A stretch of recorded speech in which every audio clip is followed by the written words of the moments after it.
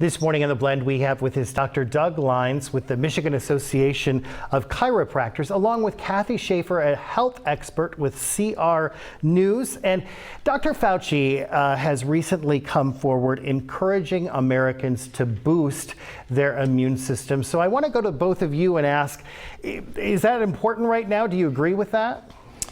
It's good to see that Dr. Fauci is finally starting to talk to people about using and taking steps to increase their own immunity and their own health, rather than fear-mongering people into thinking that they have to protect themselves from viruses and bacteria that are going to come and get them at any moment.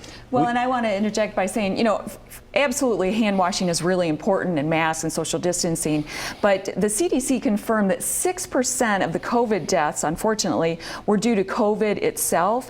That means 94% of the people that died of COVID had these pre-existing conditions, diabetes, heart disease, kidney disease, and they just can't fight an infection when there's all these other things going on. And it's also important to realize that our bodies have had a wonderful immune system for generations of our ancestors before us. And this has been very successful at fighting off viruses and bacteria as they change and mutate over the course of our evolutionary process. So what specific things can we each individually do to really protect and make our immune system even stronger?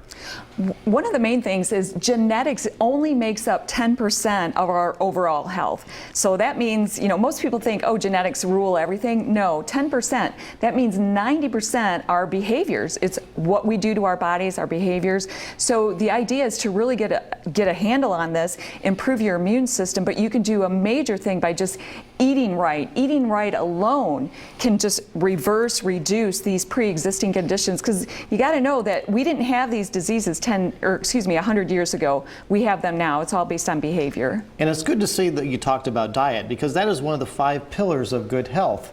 The other being exercise, and by exercise I mean exercising at least 30 minutes a day or 3 days for an hour. Also getting adequate rest, 7 to 8 hours of sleep during the course of the evening. A proper attitude. Attitude is huge towards maintaining an optimal health, and also, and most importantly, maintaining the spine through the health and care of a good chiropractor.